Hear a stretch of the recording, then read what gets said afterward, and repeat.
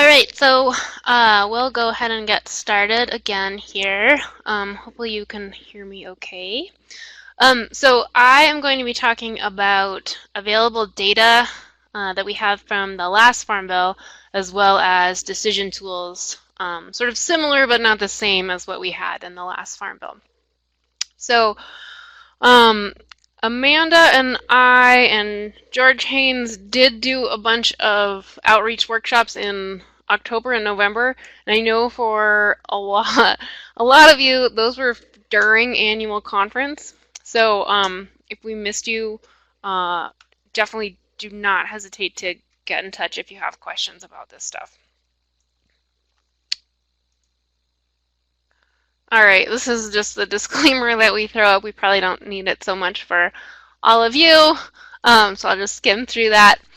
I will say that all of this stuff can be found on the Farm Policy website that we have up. It's a version of what we did last time for the 2014 Farm Bill, but if you just go to farmpolicy.msuextension.org and then you click on the 2018 Farm Bill ARC and PLC programs, we have a lot of information on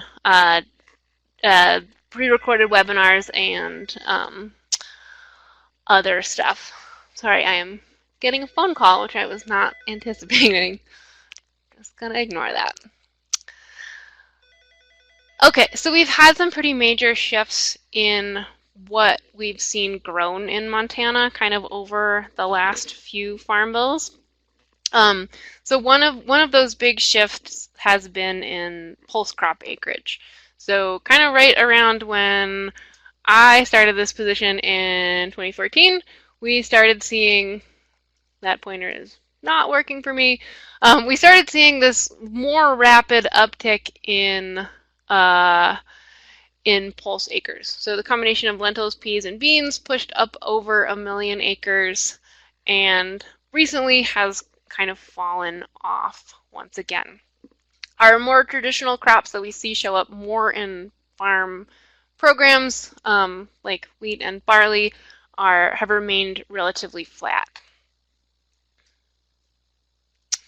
At the same time, we've seen sort of tailing off or definitely lower cash receipts for our major commodities. So 2019 here is still a forecast, but you can see that what we're forecasting right now is for the 2019 year to bring in slightly less in cash receipts than 2018. That is almost made up for in the purple block at the top of this bar, which is the government payment block.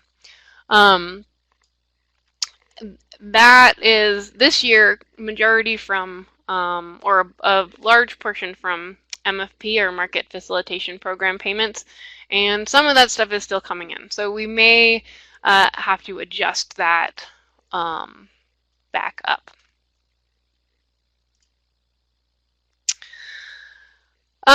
Looking back at the last Farm Bill, so in the 2014 Farm Bill, we were allowed to update base acreage. So what this means is just the base acreage that's based on what the farm has historically grown, not necessarily what you're currently growing. You could update that based on your production records.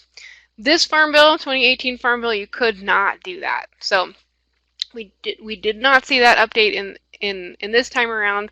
But we did see some shifts in the last Farm Bill, and we've seen some shifts both in what our base acreage is and then what is actually planted to those acres. So we saw a little bit less barley acres in terms of base acres in the last Farm Bill.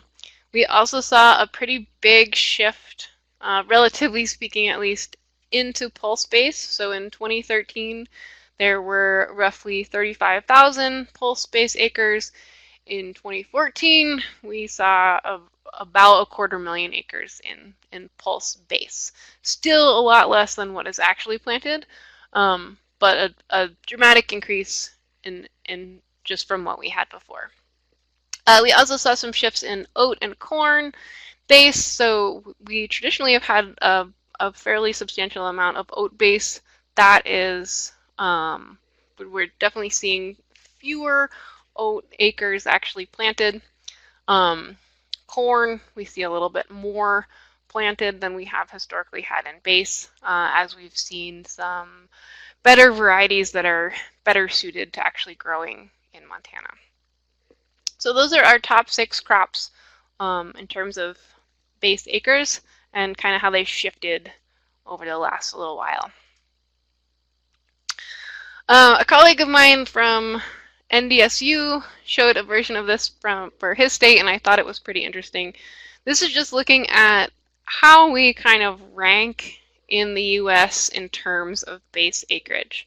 So Montana has roughly 40% of all of the mustard base in the country, which I thought was pretty interesting. We still do not have a lot of mustard, but we have more than a lot of other places. There are some other crops that probably don't look as surprising. Lentils, I think we are still the #1 lentil acreage state. That shows up pretty heavy here in base as well. Barley, dry peas as well. I'm not sure how useful this graph is, but I think it's pretty interesting. All right, so now I'm going to get into some of the data that we have from the last Farm Bill. So what we're looking at here is election data that FSA published back in 2015 when they were looking back at some of or doing some analysis of the 2014 Farm Bill. So here we're comparing Montana on the left to the US total on the right. So you can see that Montana has a fair amount more PLC election than either Ark County or Ark Individual, both in terms of the percentage of farms and percentage of base acres electing. And that's in comparison to both Ark County and Ark Individual, but also in comparison to the US total. So Montana producers were a lot more likely to elect into PLC than folks in the rest of the country, particularly kind of in the Corn Belt where a lot of people chose Ark County. Now we're just looking at this for kind of our 3 main crops in Montana in terms of base acreage, and those are barley, dry peas, and wheat. But if we look at this for kind of all crops, the story is very similar. And I think this actually worked out pretty well for Montana producers. It's hard to look back and do sort of an exact comparison of how you would have done in PLC versus one of the ARCs, but in general, I think people who chose PLC were pretty happy with their decision, and we'll look at that specifically in a few minutes here. Okay, so I guess we'll actually get right into that now. So so these data are from a 2019 Freedom of Information Act request that I ran with FSA, looking at individual payments for these Farm Bill programs. So I can't see what anyone or who received what payment, but I can see individual payment records. So here we're looking at just overall payments over the 4-year time period for all Montana producers.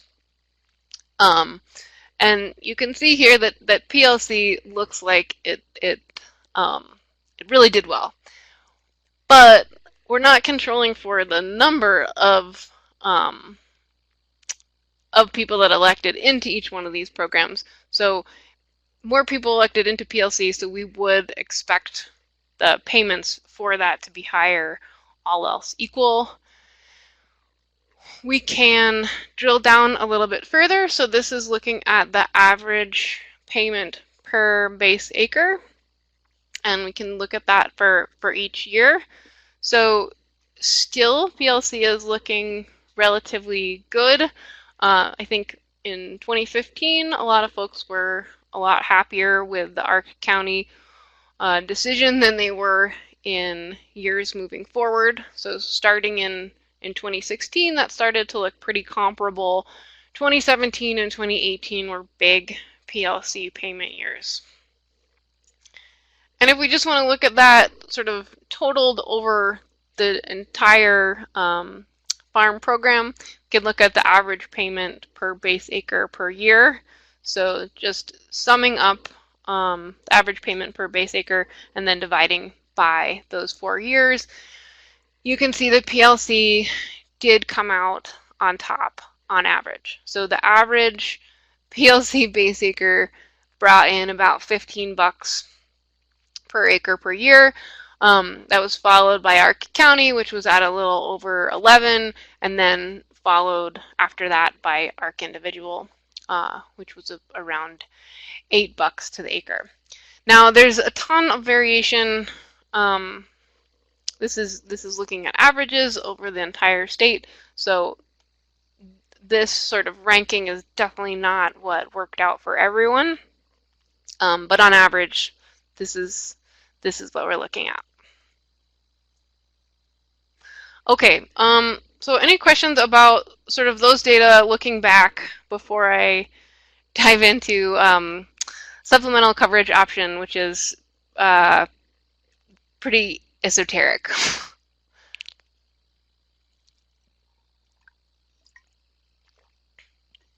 Okay, I'm just going to move on here. So supplemental coverage option, or SCO, was not a program that had really a lot of interest at all in the last Farm Bill. But in looking at some of these data, it turned out pretty well for the people that did select it. So I just want to go over it briefly here. So what is SCO? SCO provides crop insurance on top of your existing crop insurance policy. So you have to have revenue protection of one kind or another, or yield protection, and in some cases APH.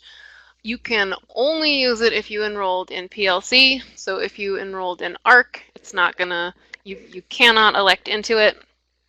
The subsidy, like a lot of crop insurance, is pretty big. It's 65%. It's something that you buy from your crop insurance agent, and this is not something you would sign up through FSA with like you would for ARK or PLC. And we have a fact sheet that FSA or the USDA wrote up at our website that I gave you the URL to before. Same thing. All right, so in looking at these are the data that I found interesting and somewhat compelling in case you get questions about it. So when the 2014 Farm Bill first started, we had very few policies in 2015 that people chose for SCO, less than 100. But over time, that number ramped up. So now I think we're at about 350 policies, which is not a lot compared to either revenue protection or yield protection programs, which are the dominant crop insurance programs for the state of Montana. But it is about what we see for whole farm revenue protection, which is another relatively new insurance product. So I think it's something to at least think about. And that is because we saw a lot of payments, or some pretty high payments using SCO to Montana producers. So fewer when it first started, and there were very few policies being sold. 2018 was a big SCO payment year. 2019, those numbers are not in yet, so I actually should not have that showing up on the graph. I can see the number of policies that people chose, but I can't see payments yet. So it's misleading to look at this graph like it is right now. So here is the reason that it actually is, I think, a pretty interesting thing to look at. So if we look at loss ratios, so the loss ratio is just the ratio of the payment that a producer receives to the premium that either they pay in or that or the total premium, and the difference is in the subsidy. SEO looks really pretty good. So if we look at revenue protection loss ratios, that's what's on the left here for the different years. They are all roughly around 2, which is 2 for the payment to the subsidized premium. So this is the loss ratio that the producer would actually be thinking about. So an average of 2 or a little less than 2 is pretty good. If you're anywhere over 1, you as the producer are better off. If we look at those same numbers for SEO, so SEO on top of a revenue protection policy, they are all over 4 for the years for which we have data.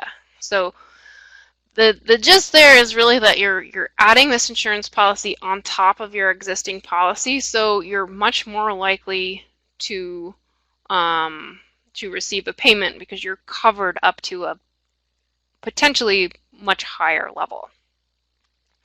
So I don't want to spend too much time on this, so I'm going to move on. But you might get questions about it, and if you do, I'd be interested in hearing from you and what people are kind of talking about. Okay, so any questions about that SEO stuff before I move on to decision tools?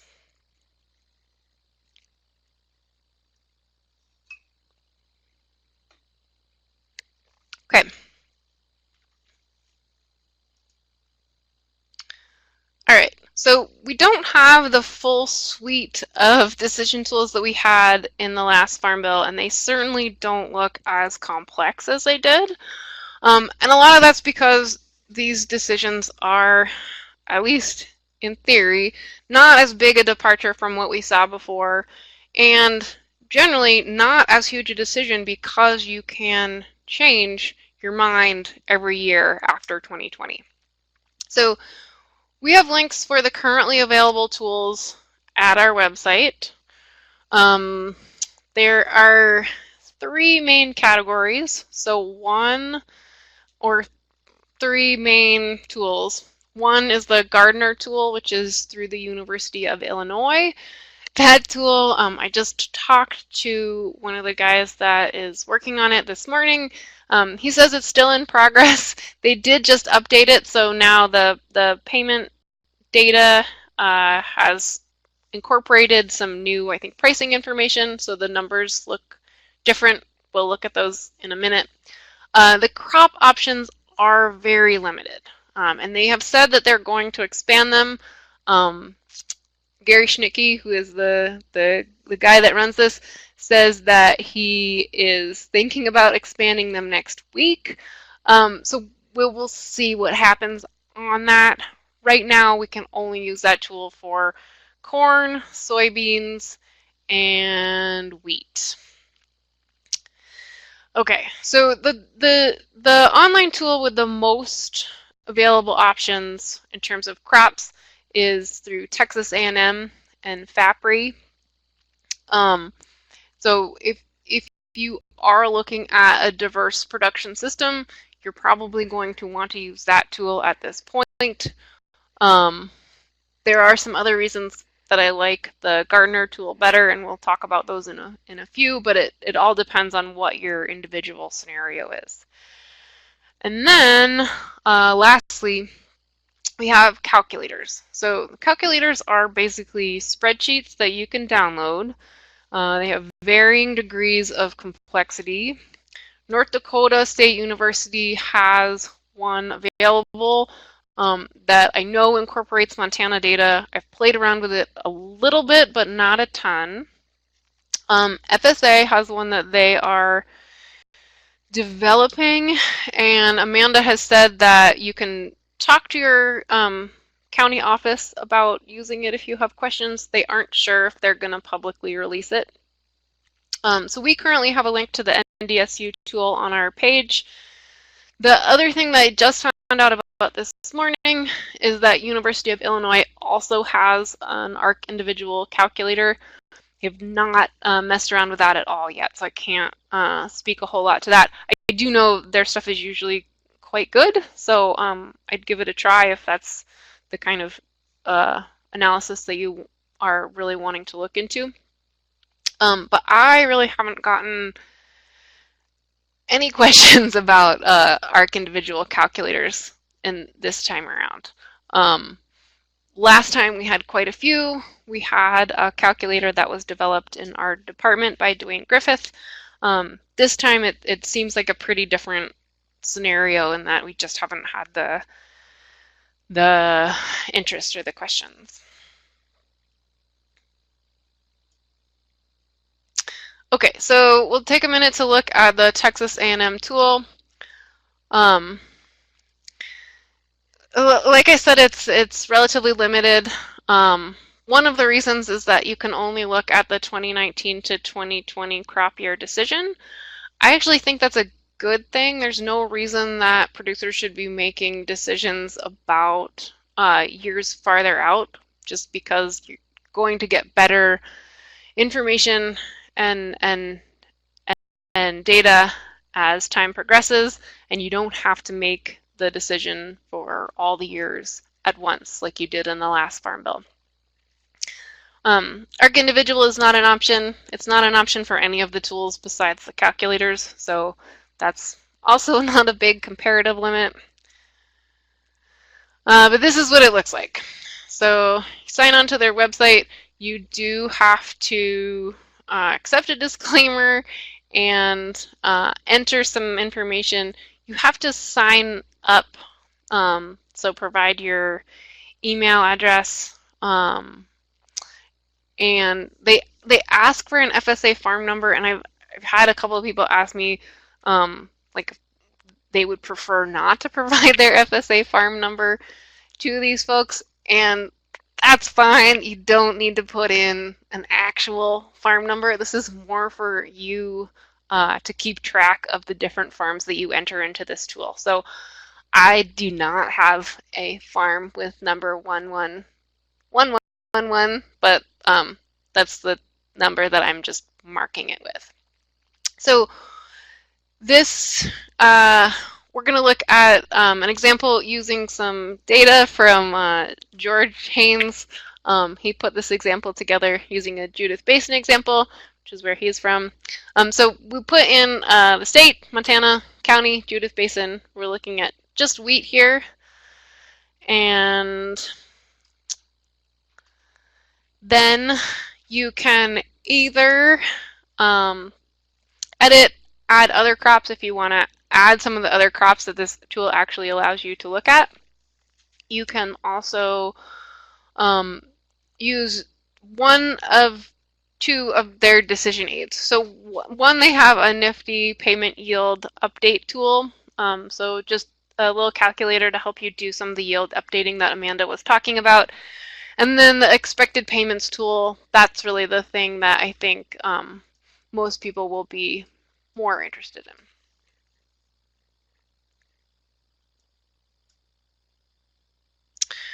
Okay, so this is that payment yield update tool.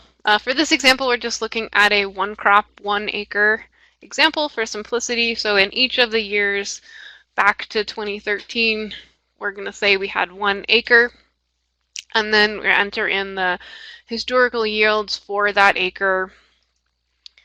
It makes the calculation for you, so it essentially calculates the Olympic average for those yields.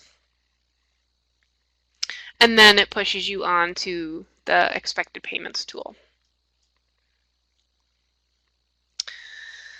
Okay, so we're just looking at 1 base acre here again.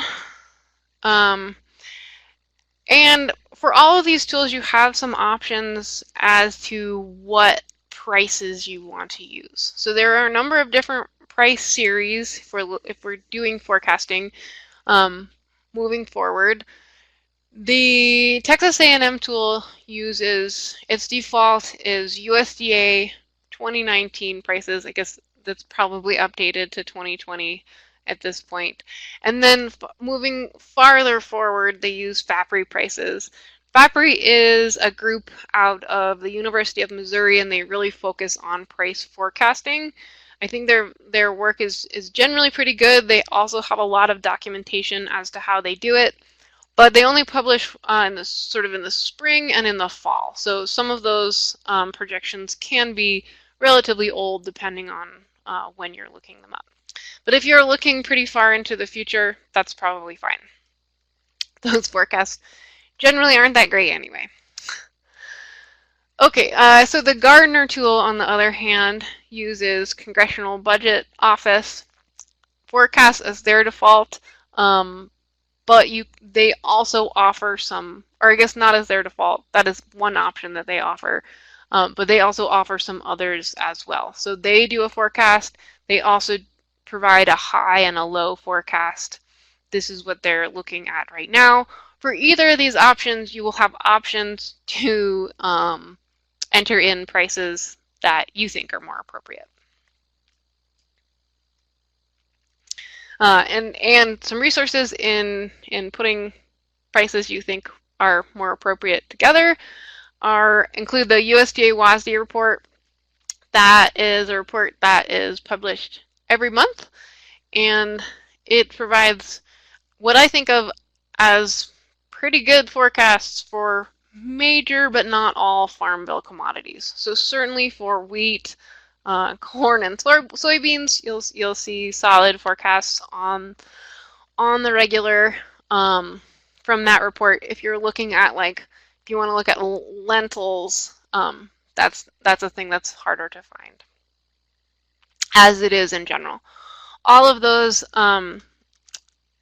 forecasts are on the Farm Policy webpage. Okay, so back to this projected payment calculator. So in here, our PLC payment yield is, I think, 27.77, so they've just rounded it up to 28. And then the other piece of information that we need to put in is prices. And here they've provided their projected prices, which are at $4.55 for 2019 and $4.98 for 2020. You can either type in something other than that, or just click this button that says use these, and it moves those prices over into your expected prices. All right, so this is what our sort of baseline looks like. So after entering that information, this tool is projecting a $24 PLC payment for 2019 and a $12 ARC payment for that same year. So looking over the 2019-2020 cycle, we're definitely coming out on top with PLC with a total of 41 compared to 18, which is what they're projecting for ARC. And the story there is that we're the main thing that we are facing is low prices. And in the case of low prices, PLC comes out on top. Now we can look at some other scenarios. So I think that is really the main thing that these tools offer, is that you can really play around with a lot of different what-if scenarios.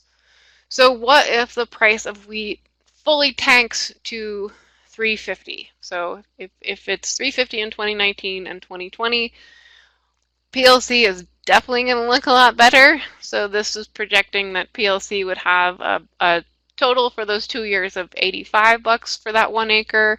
For ARC, it's $36.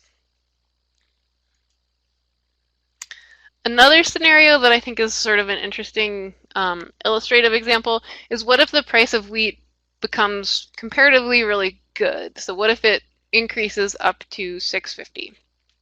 And this is an example where you'd think that ARC would come out on top, and I think in a lot of cases it actually would. But the the thing that's happening here is that this is a simulation model, and so it deals in probabilities.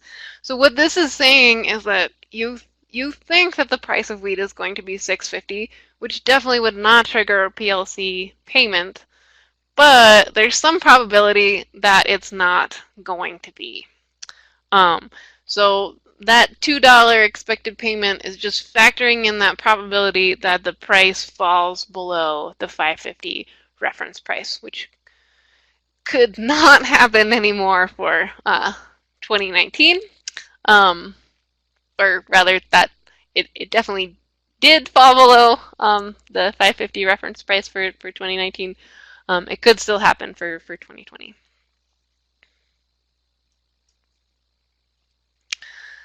Okay, so the last scenario that I want to look at is a low yield scenario. So if your farm is low yielding, but the rest of the county is not, then ARC doesn't really help you a whole lot. But in this scenario, we're looking at county yields. We're saying, what if the county yield is 10 bushels to the acre for the 2 years that we're looking at, so 2019 and 2020. And in that case, we're still using the same relatively low price scenario, so $4.55 in 2019 and $4.98. And because of that, we're still looking at a relatively good PLC payment. But those two things are pretty close between PLC and ARC. So those are sort of the things that I would encourage you, or have you encourage producers to think about. Just play around a lot with these tools and see in what kind of scenarios you win out with PLC versus ARC. Okay, any questions about the A&M FAPRI tool?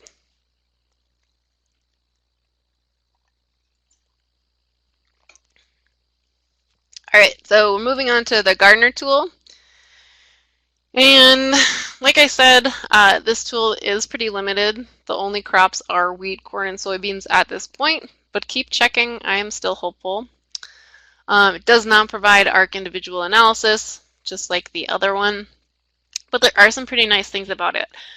One is that it is very simple, which we'll look at in a minute. You also need to register for this tool, just like the A&M tool. So same deal, you enter your name and email address, give them some sort of password, and then you can log in. You cannot, I don't think you can save farms in the same way you can for the A&M tool, but I'm not actually 100% sure on that. Okay, so we're looking at the same farm here. So Montana, Judith Basin County, wheat, non-irrigated. We're going to use their default forecast, same PLC payment yield, and then you just click run the model. So in terms of doing this on a phone or doing some quick back of the envelope calculations for a pretty simple farm, this is a pretty nice thing to be able to use and to look at. Because after you enter in that information, you immediately get this projection over the 5-year time period. So right now, they are projecting for this farm in Judith Basin County that PLC will come out on top for 2019, but not in a overly major way. And these projections have shifted around quite a bit as I've been playing with this tool, which I think just underscores that you really want to wait wait as long as you can to make these decisions. I know FSA would like people to come in earlier rather than later, and I guess with that you can make a decision and change it up until the deadline, but I would really wait as long as you can to make these decisions so that you have the most up-to-date information. So for 2019, you pretty much know where you're going to sit at this point. For 2020, by the time the deadline rolls around, should have a pretty good idea, or at least a better idea than we did in the fall about that as well. Okay, so wrapping up and looking sort of big scale at the Farm Bill in general, there are a bunch of projections looking at commodity program or Farm Bill program expenditures. They are expected to increase. So farm income is looking pretty relatively low, especially if we don't take into account government payments, specifically MFP. We've seen some definite cooling off in commodity prices since the last Farm Bill. And another contributing factor to this is that the CBO, or the Congressional Budget Office, is projecting that a lot of corn and wheat farmers will switch from ARC to PLC, and they are projecting that that is going to benefit those farmers and cost more. So corn had 7% PLC election in 2014, and they are projecting an 85% PLC election in 2018. Wheat was a little bit higher, but still relatively low, 43% in 2014, and they're projecting the rest of the country to look a lot more like Montana in terms of PLC election in 2018. The caveat here is PLC does not really protect you at all in a low production year. So that is something that crop insurance, a good crop insurance policy, can help you with. ARC may also help you if low production is really what you're most concerned about. So all of this stuff you can find on our website. Really feel free to get in touch with me or George Haynes, whose contact information is also there, and also here. I guess over the next few weeks, I'm going to be traveling quite a bit, so email will be the best way to get in touch with me. But I'll be back before the Farm Bill sign-up deadline. Okay, so we have one question from Tim. So he says, sorry to go back to the beginning of the presentation, but would it be possible to find ARC County, ARC Individual, and PLC payments by commodity in the state? And that, I don't think we have that information, because one thing that you cannot FOIA is specific acreage tied to payments. But you might be able to look at it at the state level. So the answer to that question is that I do not have it, but I can think about how to get it if you're interested moving forward. So remind me and I can do that.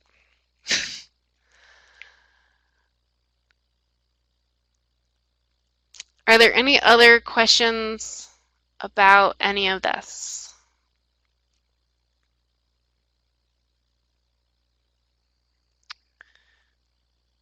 Okay. So I think we do have an evaluation that Joel is gonna bring up here in a minute. So if you wouldn't mind throwing or filling that out, that would be really useful. Let's see, other things.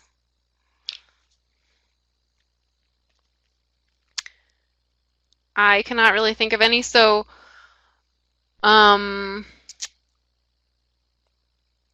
yeah, I'll just give you guys a few minutes to fill out those questions, and feel free to get in touch, and thanks for tuning in.